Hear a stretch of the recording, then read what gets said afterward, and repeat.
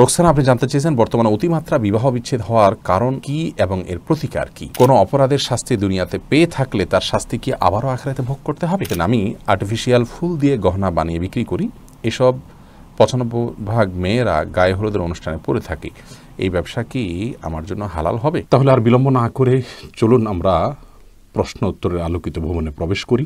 জান্নাতুল ফেরদাউস, আপনি জানতে চেয়েছেন আমি আর্টিফিশিয়াল ফুল দিয়ে গহনা বানিয়ে বিক্রি করি। এসব ৯৫% মেয়েরা গায়ে হলুদের অনুষ্ঠানে পরে থাকে। এই ব্যবসা কি আমার জন্য হালাল হবে?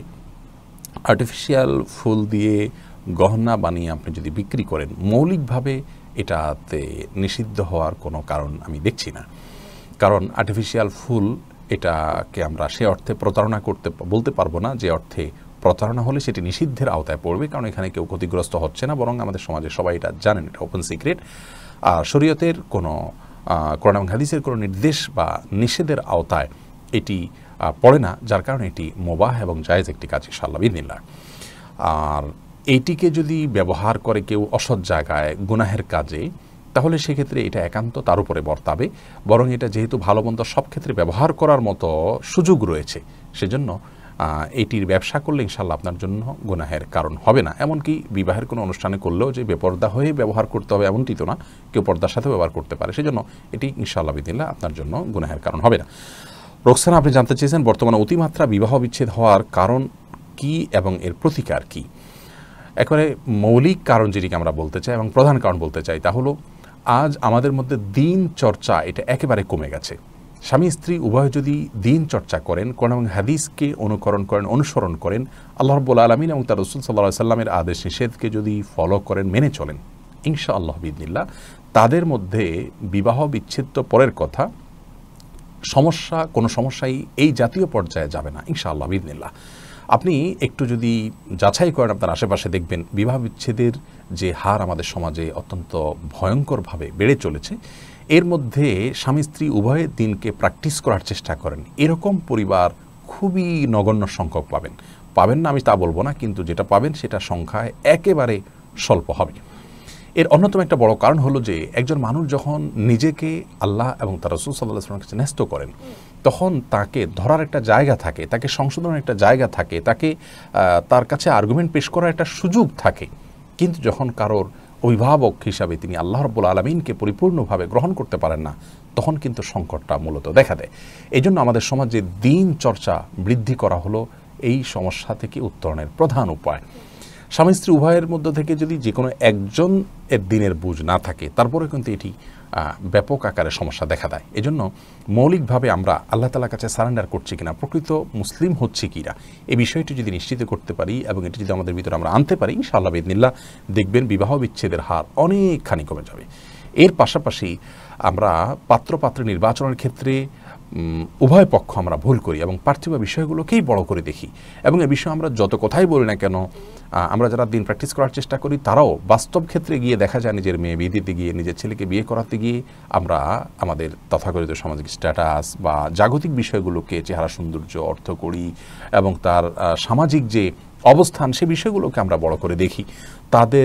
তার এবং তার পরিবারের দিনদারিতা, আল্লাহর কাছে আত্মসমর্পণ, দিনের পথে চলার প্রচেষ্টা, এগুলোকে আমরা বড় করে দেখি না।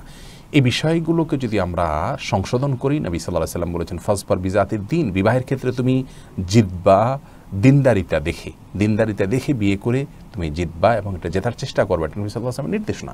অতএব এই বিষয়টি যদি আমরা খেয়াল করতে পারি, ইনশাআল্লাহ বিবাহ বিচ্ছেদের হার কমবে। এছাড়া বিবাহ বিচ্ছেদের একটা বড় কারণ হলো সোশ্যাল মিডিয়ার অ্যাক্টিভিটিস।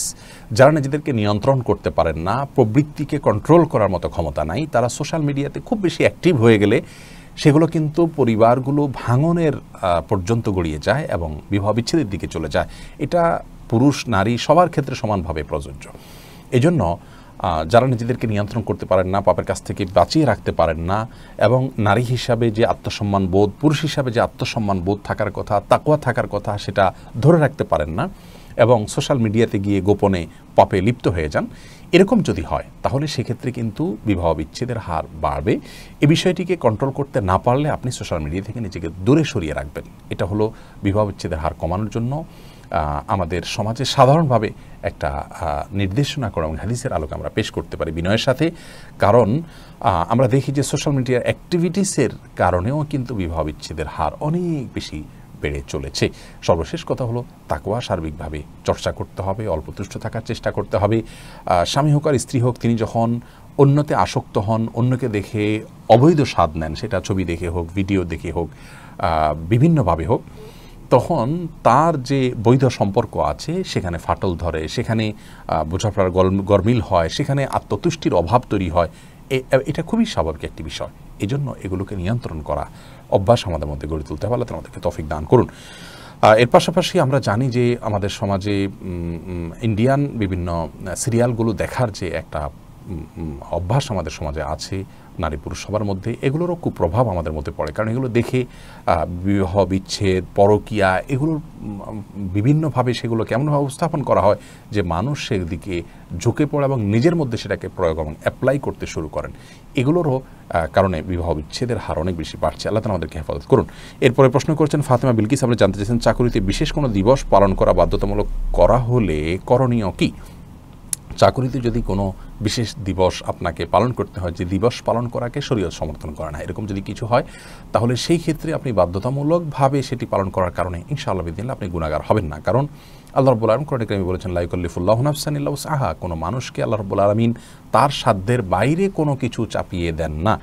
কোরআনে কারিমের অন্য জায়গায় আল্লাহ রাব্বুল আলামিন হারাম খাদ্যের তালিকা বলতে গিয়ে একটা পর্যায়ে বলেছেন, ইল্লা মাল তুরিরতুম, তবে তোমরা যদি কোনো কিছুতে বাধ্য হয়ে পড়ো, অর্থাৎ নিরুপায় হয়ে পড়ো, তোমাদের আসলে আর করার আর কিছু না থাকে, তাহলে সেক্ষেত্রে তোমার জন্য অনন্য উপায় হিসাবে জায়েজ হবে।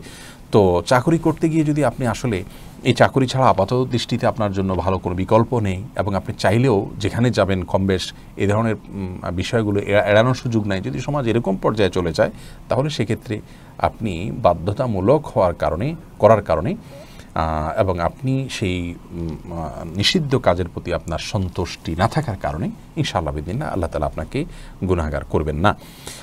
ফিরোজ দেওয়ান জানতে চেয়েছেন, বনসাইয়ের ক্ষেত্রে তো ন্যাচারাল আকৃতিতে বিকৃত করা হয় এবং গাছের স্বাভাবিক বৃদ্ধিকে বাধাগ্রস্ত করা হয়, তাই এটা করা কি উচিত হবে?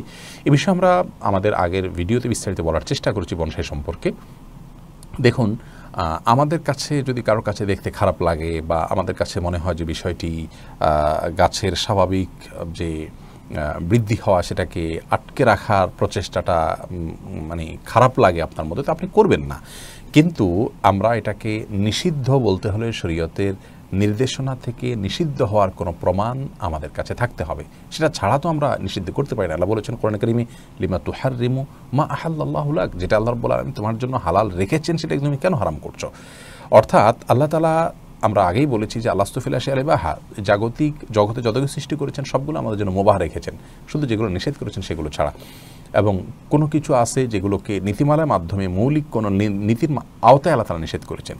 তো এই গাছের স্বাভাবিক বৃদ্ধি যদি বন্ধ করে রাখা হয়, তাহলে সেক্ষেত্রে আপনার শরীয়তের কোনো বিধান লঙ্ঘন হচ্ছে এবং কোনো আয়াত বা হাদিসের খেলাফ হচ্ছে, এরকম কোনো কিছু যেহেতু প্রমাণিত নয়, এই জন্য এটি আমাদের বক্তব্য নয়, বরং এটি আরও অন্যান্য ওলামা ইকরাম, আরও ওলামা ইকরামের বক্তব্যের খোলাসা যে এটি হারাম হওয়ার কোনো কারণ নেই। আল্লাহু আ'লাম বিসওয়াব। জাইমা জানতে চেয়েছেন, কোনো অপরাধের শাস্তি দুনিয়াতে পেয়ে থাকলে তার শাস্তি কি আবারও আখিরাতে ভোগ করতে হবে? কোনো অপরাধের শরঈ শাস্তি, শরীয়ত অপরাধের যে শাস্তি নির্ধারণ করেছে সেটা যদি কারোর উপরে প্রয়োগ করা হয় এবং আরোপ করা হয়, সেই শাস্তি ভোগ করার পর আখিরাতে তার আর কোনো শাস্তি হবে কিনা, এটা নিয়ে ইমামদের মধ্যে দুটি মত রয়েছে। আইম্মায়ে সালাসা বা তিন ইমাম তথা ইমাম মালিক, ইমাম শাফি এবং ইমাম আহমদ ইবনে হাম্বল রাহিমাহুমুল্লাহ, তাদের মত হলো দুনিয়াতে শাস্তি কার্যকর হয়ে গেলে আখিরাতে আর তার এই অপরাধের জন্য শাস্তি হবে না। এবং এর জন্য রাসূল আকরাম সাল্লাল্লাহু আলাইহি ওয়াসাল্লাম একটি হাদিস, যেটি বুখারী মুসলিমের জন্য বর্ণিত হয়েছে, সেই হাদিসকে তারা দলিল হিসেবে পেশ করেন। তারা বলেন, যেমন আসাবা শাইআন মিন যালিকা ফাউকিবা বিহি ফাহুয়া কাফফারাতুল্লাহ, অর্থাৎ যদি কেউ কোনো অপরাধে জড়িত হয় এবং তার জন্য সেই অপরাধের যে শাস্তি নির্ধারণ করা আছে সেই শাস্তি কার্যকর করা হয়, তাহলে সেটি তার জন্য কাফফারা হবে, অর্থাৎ তার ক্ষতিপূরণ হয়ে যাবে, এর মাধ্যমে আখিরাতে তার সে শাস্তির মুখোমুখি হবে না। এই হাদিস থেকে সেটি বোঝা যায়। এটা হলো আইম্মায়ে সালাসা বা তিন ইমামের মত। ইমাম আবু হানিফা রাহিমাহুল্লাহ একই কথাই বলেন প্রায়, যে আপনার শাস্তি কার্যকরের মাধ্যমেও তার পাপটি মোচন হয়ে যাবে, আখিরাতে তার শাস্তি হবে না। তবে একটি শর্ত তিনি জোড়েন, তা হলো তাকে তওবা করতে হবে। তার তওবা যদি সঠিকভাবে তিনি করতে পারেন, অর্থাৎ তিনি লজ্জিত অনুতপ্ত হয়ে আল্লাহর কাছে ক্ষমা প্রার্থনা করেন, তাহলে ইনশাআল্লাহ আখিরাতে আল্লাহ তাআলা তাকে পাকড়াও করবে না। এক্ষেত্রে দলিল হিসেবে যে আয়াতটি পেশ করা হয়ে থাকে সেটি হলো লাহুম খিজুন ফিদ দুনিয়া ওয়ালাহুম ফিল আখিরাতি আযাবুন আযীম ইল্লাল্লাযিনা তাবু। পাপিষ্ঠদের সম্পর্কে বলা হয়েছে দুনিয়াতে তাদের জন্য লাঞ্ছনা অর্থাৎ শাস্তি এবং আখিরাতে কঠিন শাস্তি আছে, তবে যারা তওবা করে তাদের আর আখিরাতের শাস্তি থাকবে না, হাদিস আয়াত থেকে বোঝা যায়। তো যাই হোক, আমরা খোলাসায় বলতে পারি যে কোনো অপরাধের শাস্তি দুনিয়াতে হলে তিনি যদি তার কৃতকর্ম লজ্জিত হয়ে থাকেন এবং তার শাস্তি কার্যকর করা হলে ইনশাআল্লাহ বিদিনিল্লাহ আখিরাতে তাকে আর শাস্তি পেতে হবে না।